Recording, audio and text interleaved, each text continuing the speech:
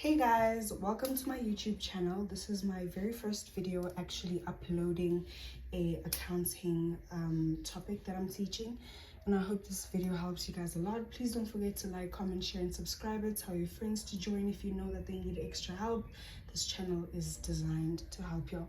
So as y'all can see, our very first topic that we're going to start with, and as you're going to see that your very first topic that you are going to do, this is a grade 12 topic that you're going to definitely do when you start your school, is going to be the concepts of companies. The very first topic you're going to deal with is going to be the companies topic. So one thing you should always remember is, if you remember carefully, that in grade 10 we learned sole trader, right? Now sole trader is a business that is owned by one person. That's a sole trader. We did this in grade 10. In grade 11 we did partnership. And partnership is a business that is owned by two people, right? But now in grade 12, we do companies, right? A company is sort of like a business that is owned by multiple people. So this is people that are more than two, right? So that is what we know as companies. So this video is basically an introduction to companies, and I'm giving you all the basic terminology that you're going to actually use throughout this whole topic, right? And you're most probably going to use throughout the whole of the year, not only this topic only. Now, the very first thing is independent auditors. Now, another word for independent auditors is external auditors. And the most important, like the word that is used most commonly that you're going to bump into in your past papers and you're going to hear your teachers use the most, is external. So always familiarize yourself with that word, external auditors. External auditors are auditors that express an opinion, people, and do not have a personal relationship with the company. They don't have a personal relationship with the company. So if you are a business owner and you open your business and you want somebody to overlook your business for any fraudulent activities and corruption, if there is, you're going to get somebody who does not know the company so they can give you something real, right? Someone that's going to be honest with you and not lie about it, because internal auditors can fidget and lie about information because they are responsible for internal control measures, the internal auditors. The next thing is shareholders. Now, in shareholders are people that actually own the business. They are the owners of the business. Those are shareholders. And one thing that you should know is we have something called majority shareholding, right? Now, majority shareholding, people, is what is this? It falls under corporate governance, and you're going to do it mainly under corporate governance, and it's a maximum 15 marks that you're going to do in your paper. It's usually the last 15 marks of the paper for paper one in accounting. So it's like something that you should actually gain a lot of marks in, same as this topic. So majority shareholding it's split into, you can use these two ways. You can either calculate majority shareholding with 50% plus one share, or you can calculate it. The easiest way to prevent any confusion and mistakes is to calculate with 51%.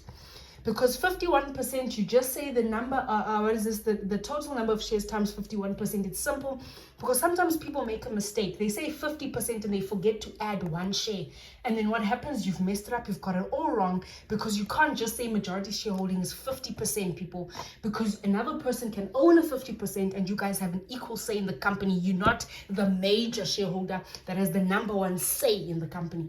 So that's what a majority shareholder is a person that actually has the greatest share, meaning they have the greatest say in the company. When they discuss at the AGM meeting, they are the one that has the final say, that yes, we can agree with this, no, we won't agree with this. That's a majority shareholder. The more shares you buy, the more you reach that point to be a majority shareholder. Next thing is shares. Shares, they are sold by the business, right? Now, a business, people, can only either get a loan from the bank, right? Or they can either sell shares to get capital to be able to start their business, right? So in companies, they sell shares. A sole trader would either get a loan from the bank, and a sole trader in a partnership could either get a loan from the bank. But what would a company do? A company would sell shares. They also do take out loans from time to time, but mainly they specialize in selling shares to gain their capital to start their business. Next thing, as you can see there, is ordinary share capital. Ordinary share capital, people, are all the shares that are bought by the public. So when the public decides to buy the shares, it is all the shares that the public has bought. It is money that is received from the shareholders, as I've placed it in brackets there to be more specific. It is money that has been received by the shareholders, and we call that ordinary share capital. Now there's something called an ordinary share capital note, and an ordinary share capital note, people, looks more like something like this, right? Now this on your left hand side you have your shares. Then in your middle, you're going to write there either shares are bought at the beginning, repurchase of shares, additional shares, balance at the end for ordinary share capital. Then on your right-hand side, you have your amount. Now you say here, I just made up random numbers of shares. So you say 50,000 times by 3 Rand in your calculator, and the amount you get, you place it on this side. Just to make your life a bit easier, I just want to show you how it is. Right. Now, I forgot to actually show you something. When I was speaking about external auditors obviously they overlook and express an opinion. They overlook the whole financial statements and the whole all the books of the company. And after going through 1,000,000 pages, they actually come up with something called an audit report. An audit report, after looking at all these pages, they only come up with a small bunch of information informing the company that there is no fraud in your company, there's no corruption in your company, or there is. So this is after going through a bunch of pages. So but then when we get to auditors report, because there's 3 different types of auditors report that you learn in grade 12, we're going to discuss that. Then we move on to authorized shares. Now authorized shares, very important, I hope you listen to me. Authorized shares is the maximum number of shares that a business can sell, right? Now if a business decides that they are going to sell, 100,000. So when they sit at their AGM meeting, they discuss that, you know what, we are going to issue out 10, sorry, I just grabbed the camera, sorry there. We are going to issue out 100,000 shares, right? This is the decision that they have taken to issue out 100,000 shares. So what does this mean? They are not allowed to exceed or give any more shares more than this. So they can give less shares. Maybe they can give 50,000 shares or 80,000 shares, but they can't give 150,000 shares because authorized is the maximum amount. They discuss it. There are certain companies that have an unlimited amount of authorized shares, meaning they can just sell and issue out as many as possible, an infinite amount. It depends on whatever company that is. Right? But an authorized share, authorized shares, it's the maximum number of shares that a business can actually issue out. Then authorized shares issued are how much the business has sold, how many shares that the business has actually issued out. Then you have something called dividends. Now, one thing about dividends that I need you to understand is dividends is split into 2 parts, people. The first thing is dividends is split into paid, right? Now, paid is when it's paid immediately. When they say, the company paid dividends on the 31st of August, it was issued out and it was paid immediately on the 31st of August. And it's an expense to the company, right? Now, another word for paid dividends is interim dividends. And interim dividends is the word that your teachers are going to use and the word that you're going to bump into most commonly in past papers. They will never use the word paid. But to simplify it and make it more understandable what interim actually means, it means that it's paid dividends, right? So a simple question that they could say a company, gave interim dividends on the 31st of August. That's a simple way of how they could state it in your past paper. The next type of dividends could either be the following. So it's the second one, but it can be named in different ways. It could either be declared dividends, final dividends, shareholders for dividends, or it could either be recommended. Now, the most common words that you will bump into in your past papers are going to be the first 3. Recommended is not a common word. Maybe if you get to university, you'll bump into this word, but the most common one are the first 3, then recommended. So declared is a liability because it's dividends that still has to be paid by the company to the shareholders. So declared could actually be paid on the next financial year. Okay. Continuation, retained income, right? The next thing is retained income. Now, it says there, retained income has 2 words. It could either be known as retained income or undistributable income, right? Undistributable income, but undistributable income is not a word that is actually used in matric. We use the retained income one.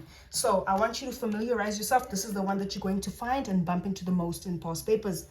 Now, the retained income note, there's also a retained income note, and it looks like this. It looks like the following way.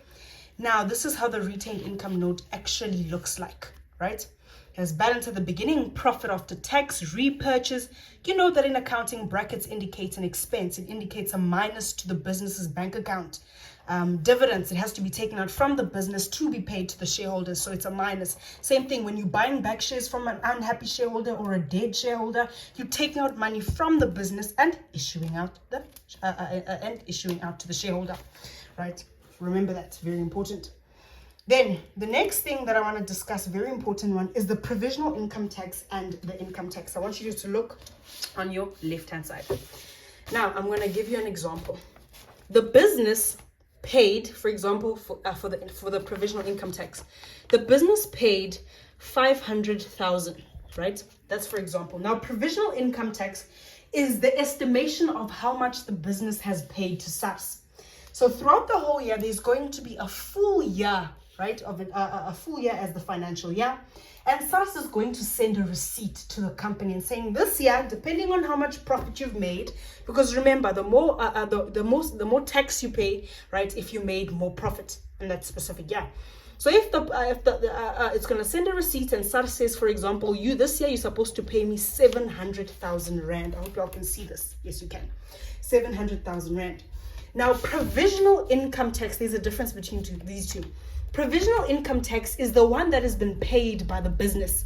And one thing about provisional income tax, by law, it's very important that the business has to pay 2 payments first before actually checking with the statement and seeing if they've fully paid the full amount from SARS. They first have to pay 2 payments, random payments. They could first decide, okay, so we're going to pay 50,000 rand, or okay, then the next payment we're going to pay 100,000 rand. They just decide it's random payments. Then when they receive this receipt from SARS, then they check, oh, okay, we made them, or we're still short, or we've paid extra. It depends on whatever it is in the business. But in this case, the business has paid less, right? So what is going to happen? The provisional income tax is one that's paid by the business. So the 500,000, I hope you hear me carefully. People seem to confuse this a lot. It's very important you understand this one. Provisional for payments, for payments, right? This is how I help myself remember things to prevent any mistakes. So provisional for payments. So you must remember for yourself that this 500,000 is the provisional payments that have been done by the business, the 2 payments. There's 2 payments in this to get this amount. And the income tax would be the 700,000 from the receipt that SARS has sent, saying that you're actually supposed to pay me 700,000. So provisional payment is the payments that have been done. It's usually either a higher or less amount depending on the situation. Then income tax is 700,000. I'm just giving you a practical example so you understand the income tax. But remember, income tax differs depending on how much money you actually made in that specific financial year. Then the next thing they speak about is the following. Let me just move the book closer to y'all. Okay. So y'all can see this part. I hope y'all can see. Okay, there we go. Income tax assessment. It says here, everyone must submit the financial statements to SARS at the end of the year. That's the simple one, right? Then they speak about buyback or the repurchasing of shares. It is buying back shares. Now, when we're buying back shares, as I told you, that we have 2 different types of notes. The ordinary share capital note and the retained income note. People, they always go together. So you can't only memorize one and know one best. You have to know them both. They always go together. They all fall under companies, and it's one of the easiest topic that you can get full marks in. It counts about 30 marks that you can earn a full easy 30 marks for yourself immediately. So don't take a risk with this topic. It's very important. Now, buyback or the repurchase of shares. Now, in the ordinary share capital note, the buyback of shares, for the buyback of shares, the one that goes under the ordinary share capital note, right, is going to be the average price, right? It's going to be the average price. And I'm going to show you in a past paper how to calculate the average price. Don't worry about yourself. Just know that the one that goes to your ordinary share capital note is the average price. The one that goes to your retained income note is the above average price. So the above average price, I'm going to explain to you. I'm going to do a past paper soon, so don't feel overwhelmed and ask yourself. I just need you to take note of this, because people make the mistake to mix them and put the other one in the wrong place and the other one in the wrong place. This means that your whole thing is not going to balance, costing you marks, right? So let me repeat for the last time. The one that goes to the ordinary share capital note, right, is what? Is going to be the average issued price. The one that goes to the retained income note is going to be the above average price, right? Always remember that. Then the last but not least thing is going to be the shareholders' equity. You know that last year we did something, not last year necessarily, sorry, I'm thinking of something else. In the previous grades, we did owner's equity, but now we're doing shareholders' equity. So shareholders' equity is a combination of your ordinary share capital note or your ordinary share capital plus your retained income. You add these two amounts from both of them and you're going to get your shareholders' equity. And that's how you calculate those two. Now, people, I really hope that this video helped you a lot, right? And I will be doing a past paper soon. I was just trying to perfect ourselves on these two notes so that everything goes well. And then I'm going to move on to the next topic. I just really hope this video helped you. Please don't forget to like, comment, share, and subscribe with your mates if you know that they also need the extra help. And comment and tell me the things that you need help in, and I will help you. Thank you very much. God bless.